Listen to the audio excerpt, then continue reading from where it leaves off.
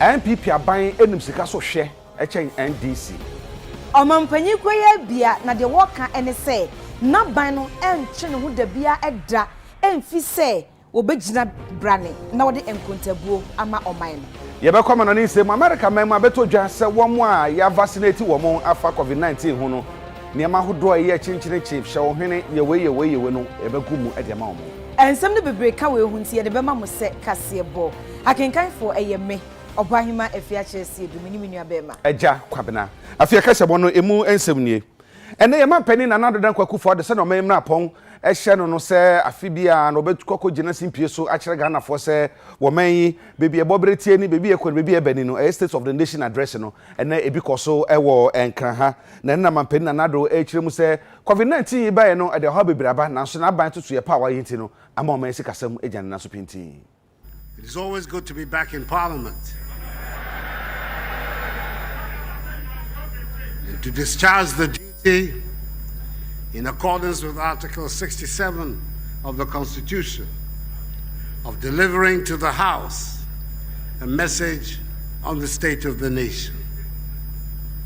I am particularly delighted as this message is the first of my second term.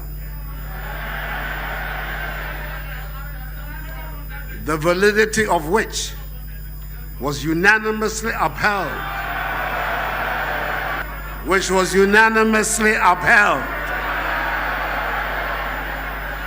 Last week in a well-reasoned and excellent ruling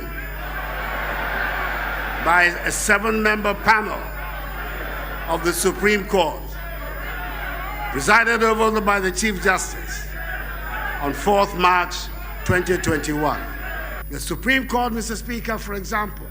last week determined the challenge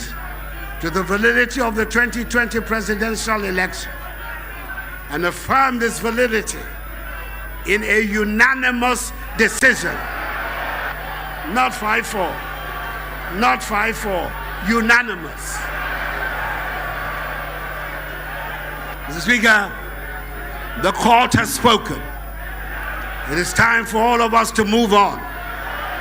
and in a united manner confront the problems of post-COVID-19 Ghana.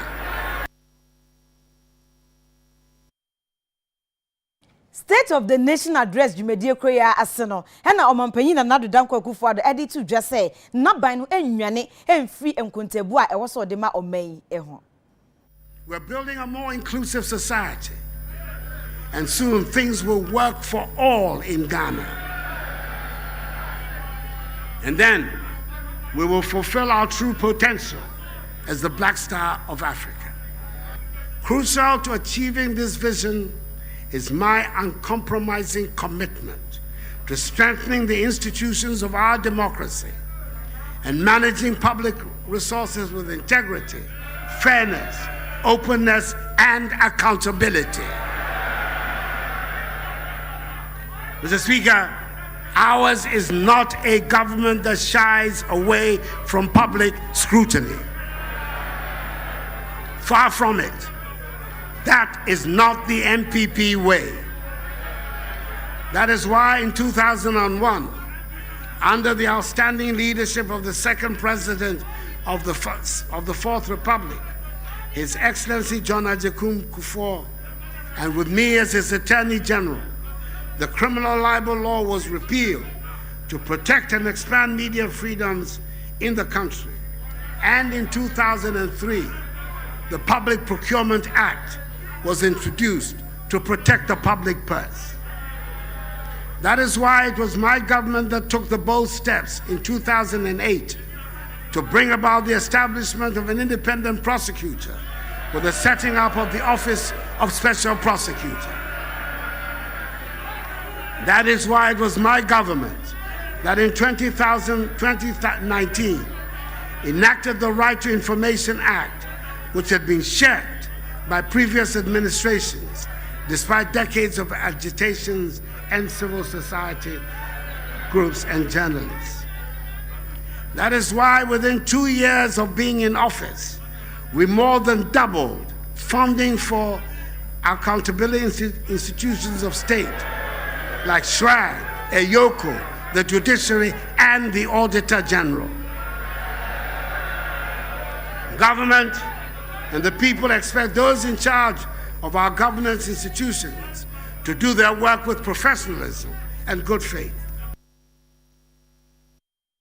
Na wajumadi kura na so ne yema mpani na nado dan kwaku fado Asiedu tuya echiri mu so hwe man aban ahodo abako a ene aban a ebeba NPP aban no ye ka o man sikasa mo tu hwe so ye pa echen NDC. In the face of a global pandemic that has ravaged lives and livelihoods in all parts of the world, we cannot afford to pursue interests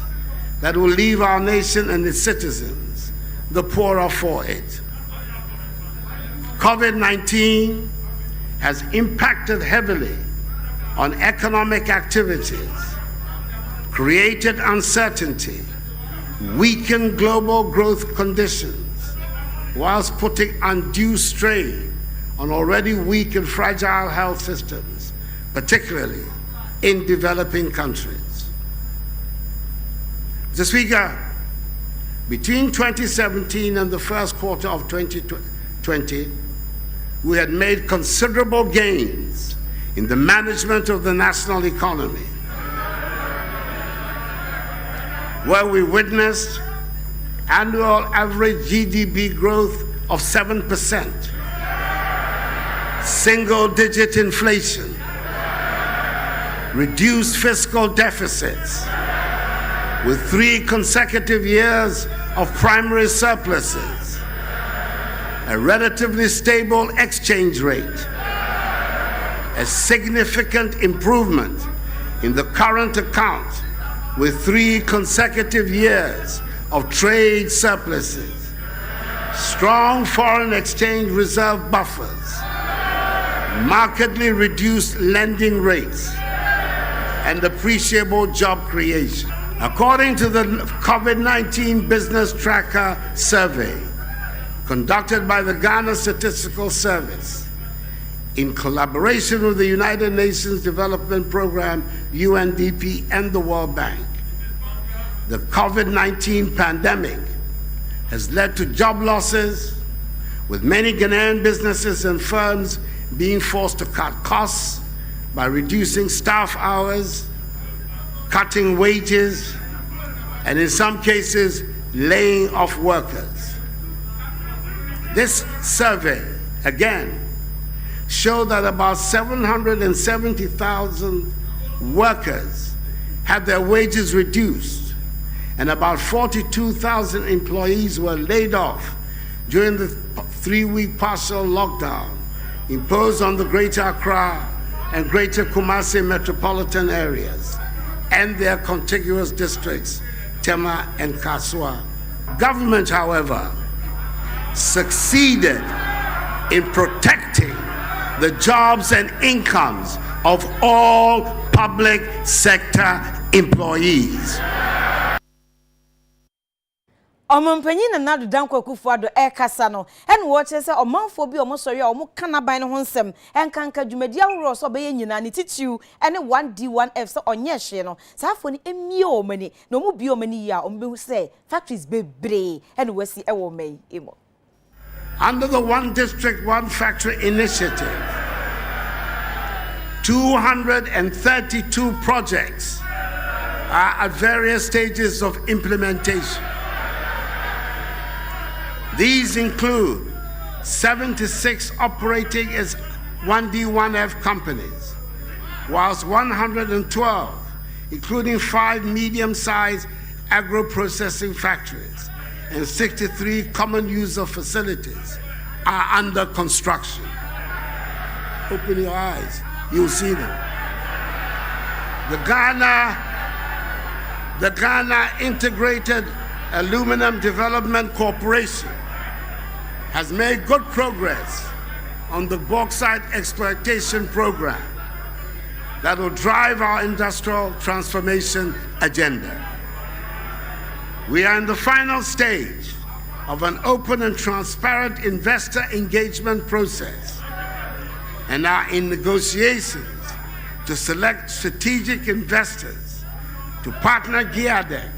for the bauxite mining and alumina refinery projects. The selected partners will be announced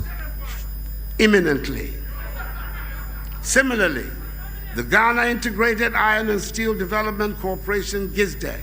has been set up and has begun its work in earnest. We have succeeded in attracting major global vehicle manufacturers under the Automotive Development Policy to set up in Ghana. So far, Volkswagen has produced 1,167 vehicles, Sinotruck 276 vehicles, and our own Kantanka has produced 400 vehicles. The Japanese conglomerate Nissan has also started the assembly of vehicles in the country.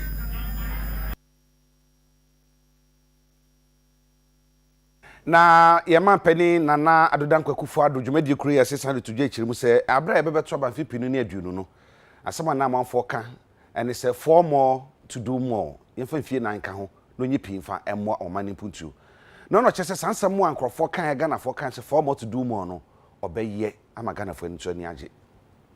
Mr. Speaker, in 2017, I was here for the first time as President of the Republic, having won the election of 2016 and having inherited a faltering economy and an expectant people. Between that time and 2010, I sought to deliver on the mandate reposed on me and my party, the New Patriotic Party, and gain once again the confidence of the Ghanaian people. It was by no means a straightforward task. We were able to deliver on most of our 2016 promises. In spite of the considerable challenges we confronted and the setbacks we encountered, we were confident our record in office would put us in good stead before the electorate and earn us a second term in office, which it did. It means that the reason for which the Ghanaian people went to the polls on 7th December, that is to seek an improvement in their living standards and the rapid transformation of the economy, must continue in earnest. It means that the clarion call of 4 more for Nana and the MPP to do more for you must be realized, and I intend to do so.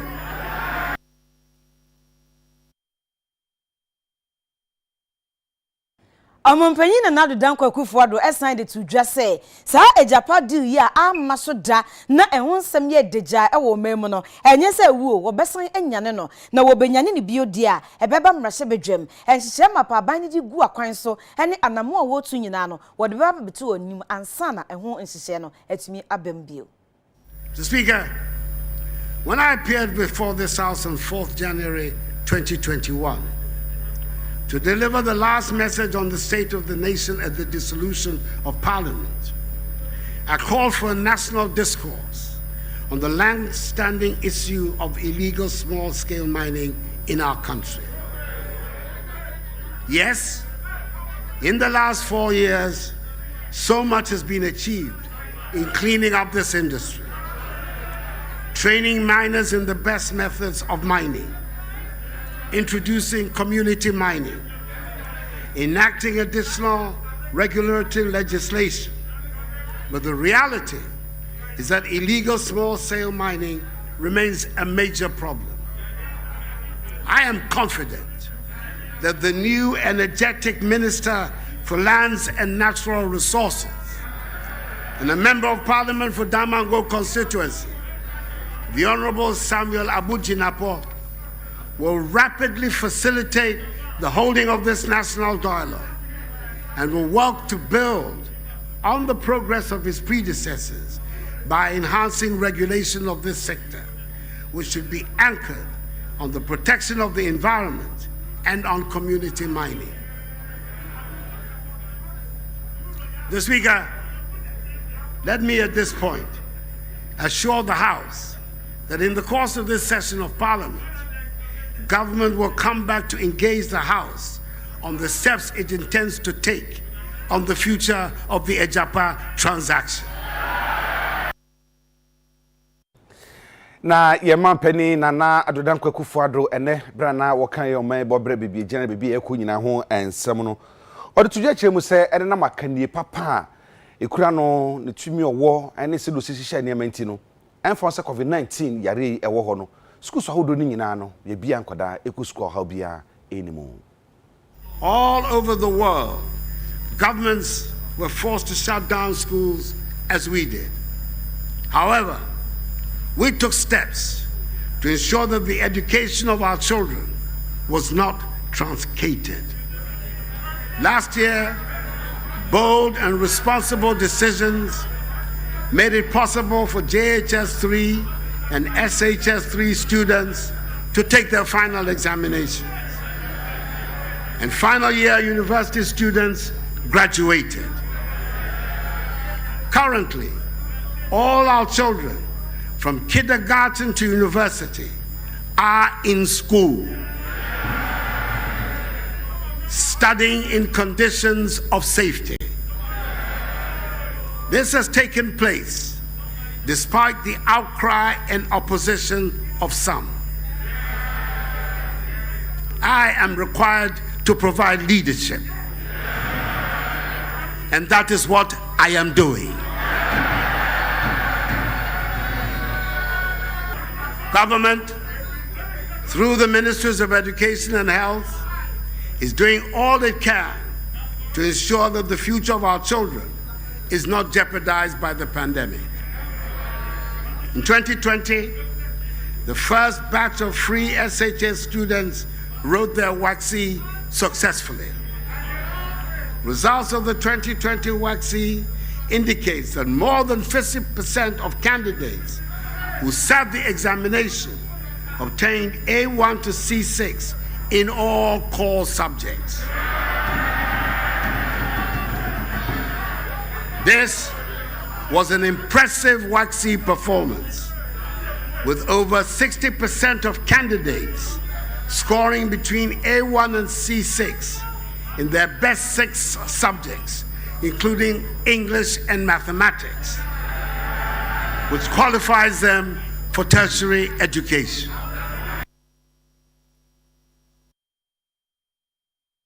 Hanyina woda edom kumana no ewo mrahye bedwem heye honorable Haruna Idrisu na ose eye ne nwanwa papa aden no mampanyiti edi state of the nation address aba na emema ne mema yeso wo mo eware gayfo ene emma ne man so wo ware lesbians ho asem a aye deja ewo memi wa mo ho wa. Mr. Speaker, as noted by my colleague, the President Nana Addo is here, has discharged his constitutional obligation, noting that Nana back, Ajapa back, with no comment on LGBTQ and no comment on the uninvestigated killings on December 7th, whilst we'll continue in the debate to remind him that we'll seek justice for Tajuddin Al-Hassan and Abdallah Akyere. Now, Speaker, what is interesting is that we will debate the state of the nation and we will debate the president record. But today, interestingly, he is silent on our national debt. 4 years ago, he said, I inherited this debt. What is the state of our national debt? With this, Mr. Speaker, my task is a simple one, is to second the motion for adjournment. But as he himself said, he contributed to enhancing media freedom with the repeal of the criminal libel law. But under his watch, freedom of expression have been fractured and hampered with the closure of FM stations that are NDC Pro. I beg to second the motion, Mr.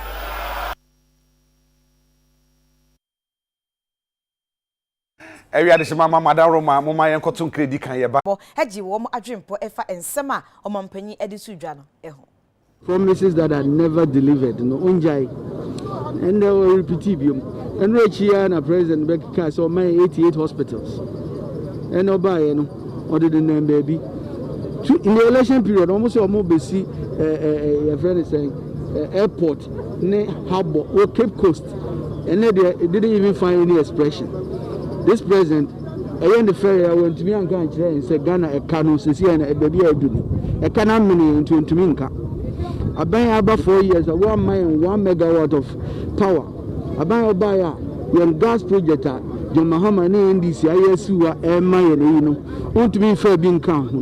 A banway, our buyer, raging issues are a Ghana for election. I am Kofu Amboso, LBGT, a national debate, President Amoso, a CBS, a national stage issue, what dodgy. Omampain Shan Kasayasin or card. Asama oyen kranche the anyen nyinara as Ghanaians regardless of your political affiliation yenye beka bom na ya sum oman Ghana the nature ni nyane te ya ehun de nsese ya abano ozerba anaze from sisiera oman baby agengina no na kire yerpro na yakoyere nyi wankasa omanu no yefi baby ene yakobabi na yehunum baby yefi ene nim baby ya babidu ene wo gidie enso wo MPP aban ana na dodankwa ekofuado enso edano enti dia aka ya ne se ye di mpaibo ebe support papa we say na nisu adi hu papa no etumi akonkan na aboaye man na woni kasa ye no ma we eda di pa enkanka adwuma hodo titiro a na aban eye emfie nan baby ya koduru ne baby a nani ekire emfie nan a ekoye enti so kasa be mo no topa ensema o kan no na ne botaye no ka man no tibia abi o man no adu yema ACC some other sensitive issues how here can so be come say sa mani ma aware ni memma aware a na say on be office e wo ha na obia ka ho asem e ya de a o mamu ni nyina no twen say president wanya sa opportunity we no anka obeka ho asem wanka ho asem keta se e de proye enso wanka ho asem na no ya auditor general e be ye deja e wo mamu wanka ho asem nti niam nke be boa me asetere mo tumpon mampanyi o so ka ho asem no aye bosha nko a na obegina ha ne o hyeye UTV ye adwumaku a ye som wo man Ghana intimia hodo a ne ma bi hyeda nkoyi ne bomoden a atwempanyifo adwene edisi so na ebu ba kwa etaye ene se kwa achem kede ekohwe se na omakwan esitie nkuruto ahodo atwa ho nyina atwa hia no kamia se na wo makwan ye kura print ye ka ho asem de ka ho asem no nokura ni se niam ahya se ekoyi a akwan no ya hya se ye ede ma omo enche na UTV nsentwrofo ba nanko kede kohwei senia won akwan asaya enamsoma mfitrude oyarebre sa nipa ewo ho no na bra UTV nsentwrofo koye sa niemai achi aban annasokora wa hye ma prempren a mena wokan okwan ne so ofa edikan ese woka so ne de onga kaso ya prempren abre mfitru nase na UTV nsentwrofo ni nipa ewo mantem ho twetwen enkomo a wochirima a woda UTV ase papa se ba honampa ne obeye no asoaba ama won for some years now na ye kwan nye enunti contractor ba so anka oye fide emuwa ye hu ni biom na wadwisu nti na mfuturo no ha ye enunti ye de to UTV for anim ana omo baaye nti omo baba take up story no ene rade adom e kwan no contractor na ba so ma wabegu first face a omugu so a omoye enunti ye da aban ase se last time mu ba ha na se na futuro na ha na futuro kwa o hwe ha na futuro kwa enso nyame adom ani madara mamu ba yɛde yɛ ha to mani no mpanifo so atie ama de na yesu hu no ɔmo ba yaman ne me kan sɛ fida mo ba ɔkɔ anche bia be week na on ba start sɛ ɔmo yɛ ho adwuma sɛ de ɔmo agu first coat kura nyame adom a ɛyɛ di akɔna ya ba foto ne de ɛsɛ de nyame adom ɛyɛ yiti fo ya damasio ye kwa ye mfuturo ye de tumanim ana mo hwe nyame adom ye de first coat oguso sisi amukosoro mo moye ne mo nyi kra eno achi na UTV nsentwrofo chuben abankra chepanyin a oda kwai bibrem adantem mansi no ano ononyamfo set antwibosi akon ono nso da UTV fo ase papa se wotu anamomba ho no dwuma a wobedi no asoaba ndi aseda ema UTV fo se wo mo nso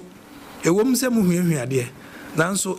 obi kan enema ni bi wo ya na eno nso boa ema enipa no a omo kasa edi mu no nso ete enti ni nyina na no na ema ye ni mu nyina eka bom na ye de chichiro man no mu mafamu de a mo ye ena aban no nso eye ne de se ne fata enti ye da mo nso mase papa eye UTV ni Peace FM no ni omo maka ho no a omo nso ye concern because omo nso mo ba evutu e ba mo nso hwia bi enti no mu nipa mo nkrofo enso tetete empotem ha enti eye se ni nyina atimi abam na nyankopon adom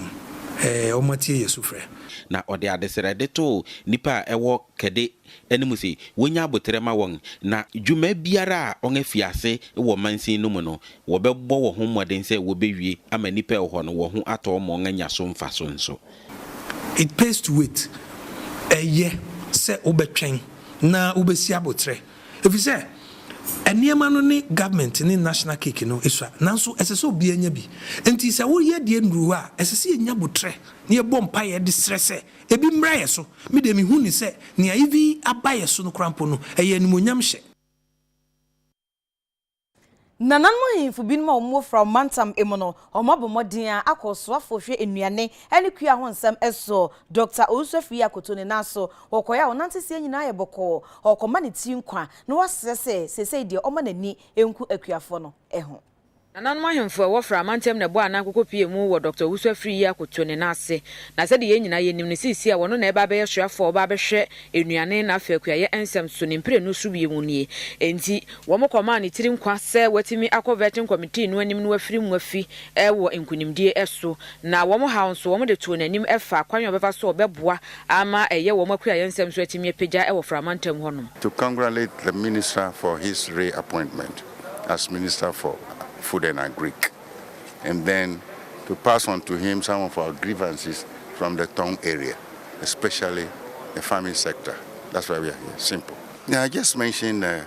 one. Our rice project is not moving at all. You know, Achampo introduced Operation Feed Yourself. In fact, everybody in Ghana lauded that agenda. Then it failed.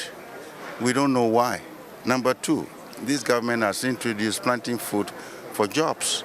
That one too is dwindling. We don't know why. So we want to push the government to come up with strategies to sustain this kind of agenda. At least we have to produce food to feed our country. Dr. Osofia Koto eda wo mo ase e wotiri nkwansem wo mo de abre no saje wo mo anoyie e mo no ba. First time hemfo bebre aka ho bom se ba besrame ne ma metiri nkwa ya de e me feye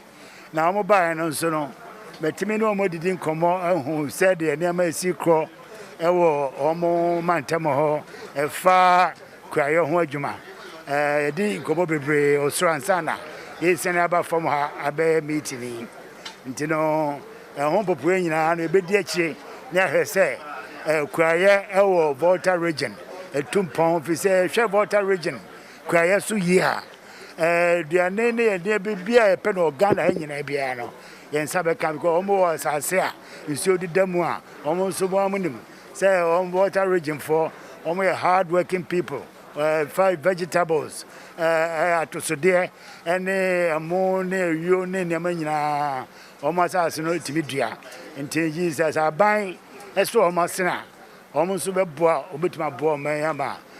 nkoso bebra aba aduane yemu. Programs Coordinator the Ghana Agricultural Sector Investment Program Gossip Sani Tranitiawa Owura Kuliche Kudomo Eden Senu bi to so kyerɛ nhya wodo anaso ende egu akwan mu mo pɛso mo de bɛboa akuafo ejuma yɛ no ye boa farmers ana akuafo amu efu ye ti sɛ Ghana akuafo a ɔmo afu nye kɛse commercial farm no bi ti ne bɛya ɔmo nso ɔmbanya mpuntuo wɔ efu ye mu no ye na ye boa ye di seed fertilizer ye di ye ma tractors ye ma power tillers ye sanso boa clear to say rice fields amount sani man ye see warehouse cry ka ho emuane de under planting for food and jobs no direction and society ye ba boa wo seed ni fertilizer ye ba boa amawanya market ana edwa betimi aton ne man mu nti ne ba ya sika e ba akuafo nsem adwuma ko ba kwa efre no eye Zoom Park ka just pound group of companies no ho wo ne aban ka bom se ne be ya nansen vaccination ayeye no ho niema ne yamfa nkofrafra niema hodo bi betumi de ha abram ko chichim se ne be ya enkokofa ha obia emroman no